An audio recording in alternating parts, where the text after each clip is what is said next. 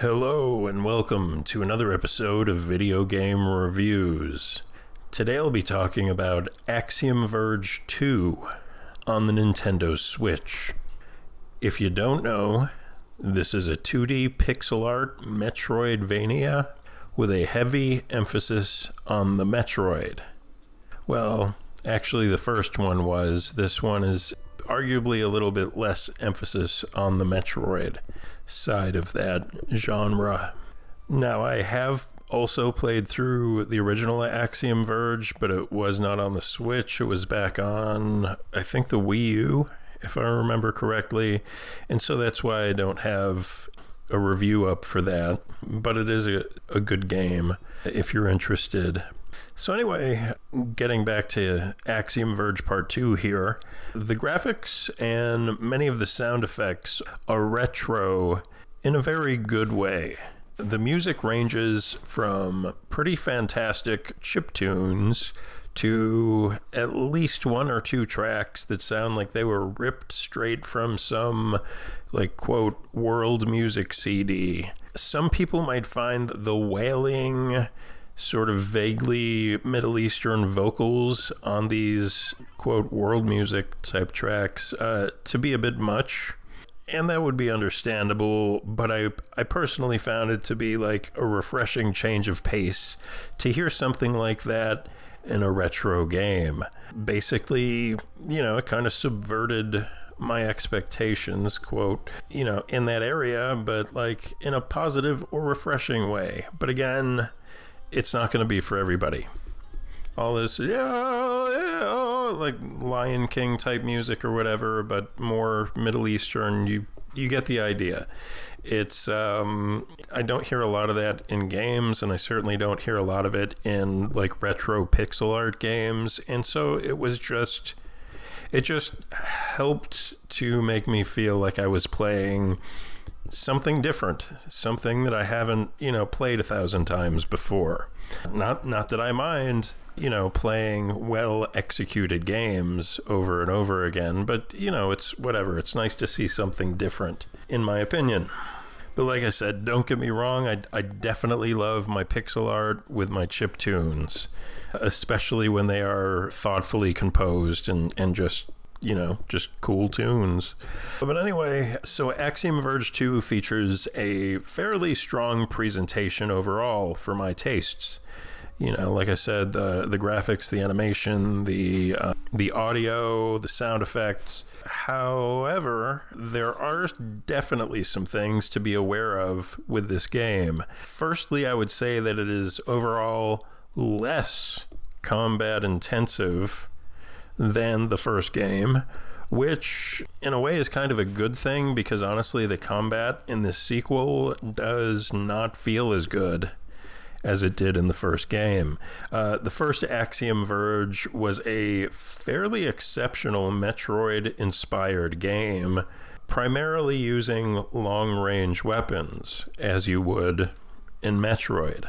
Here in the sequel, the vast majority of your weapons are stabby little melee deals. And let me just clarify, I'm not talking about like a Symphony of the Night or another, Castlevania Metroidvania, where like, yes, it's, you're using melee attacks instead of firearms, but it still feels great, still plays great. Here, your melee attacks, I'm not exaggerating, they do feel stubby, they do feel insufficient, they do feel like kind of a problem. But like I said, this game also relies less on combat in general, I would say. And aside from the fact that they are both pixel art Metroidvanias, they are otherwise pretty different games. And in my estimation, to cut to the chase, the first game is superior. And you don't really need to play this sequel. The story is mostly told through notes that you find throughout the game, and here in the sequel, it's even less compelling than the story in the first game.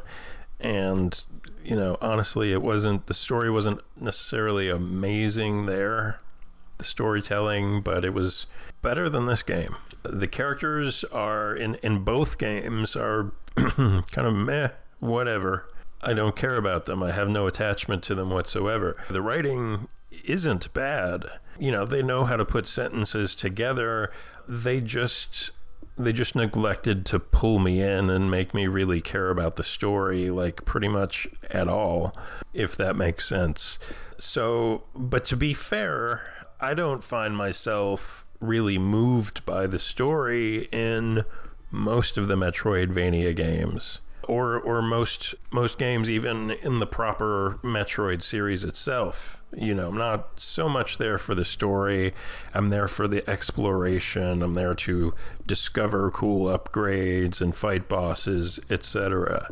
So basically, in my opinion, this sequel just exasperates every weak point that the first game had, when the goal should, obviously should be the opposite. You should be taking kind of what maybe the first game didn't do so well and try to improve on the strengths and kind of mitigate the weaknesses. The biggest of those weak points is when they drop the ball with what is called pathing.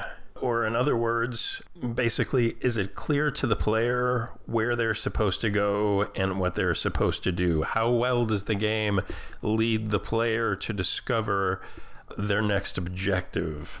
And that's a real problem here, and that really needs to not be a problem in a good Metroidvania game.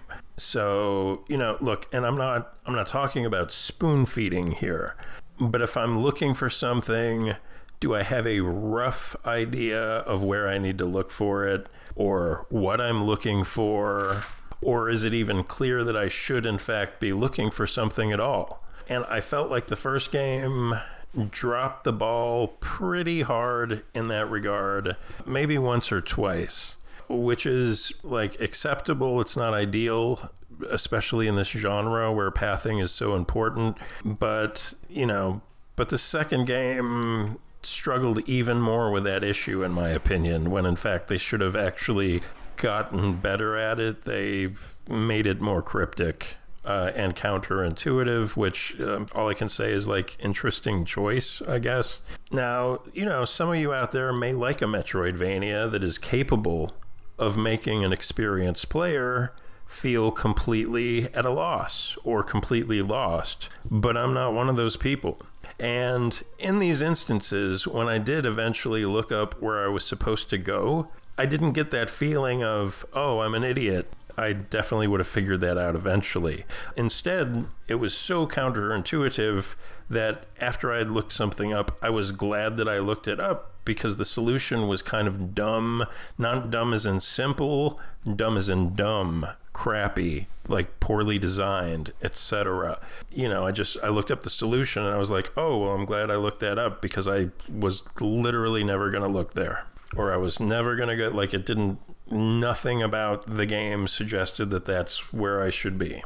So I think the last thing that I need to mention about Axiom Verge 2 is that the biggest challenge comes, as I've been kind of dancing around here for a few minutes now, is that the biggest challenge comes from figuring out where you're supposed to be, which is not really a good or compelling challenge, in my opinion. Now, with the press of a button at any time, almost instantly, you can switch between a humanoid and this little mechanical spider thing, and each of the two characters has different moves and different abilities, and you can reach different areas, and like I said, you can switch between them on the fly, so that's kind of a cool element to the game.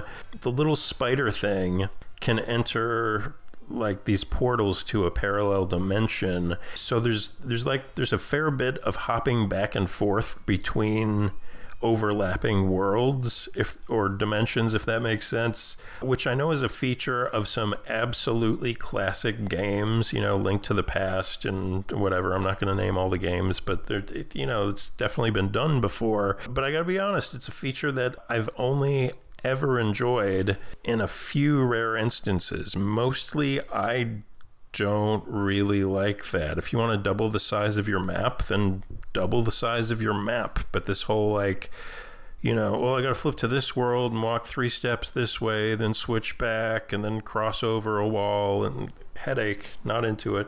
But if you're out there and that sounds like a good time to you, then maybe this is your game. Now, the runtime on this thing, it took me a little over 14 hours to finish, which is actually, if you look it up online, is a bit above average. So in terms of the amount of time that it supposedly takes people to finish this game, Axiom Verge 2. So, you know, and I attribute that to honestly getting lost a few times and really trying to figure it out myself and just basically doing circles around this whole map, trying to find out where I'm even supposed to be. Yeah. So look, Axiom Verge 2 sells on the eShop for $20, and in my opinion, you could do what I did, which is wait for a sale. Even then, I'd probably recommend that you pick up the first game instead of the sequel. If you haven't played the first game already, you really should start there. And it's not, you know, that's not because it's necessary for story reasons, because the story just like isn't really even that coherent, but it's more just about the fact that I think the first game is, you know, first of all, it's just a better Metroidvania with a heavy emphasis on the Metroid, and overall it's just a better video game in my opinion, the first one. However, if you've already played the first game and you don't care about having to look things up that aren't made clear to you, I don't like that. It just reeks of either bad or lazy design to me. But, you know, if you don't see it that way, or if it doesn't bother you, then you could probably do worse than Axiom Verge 2.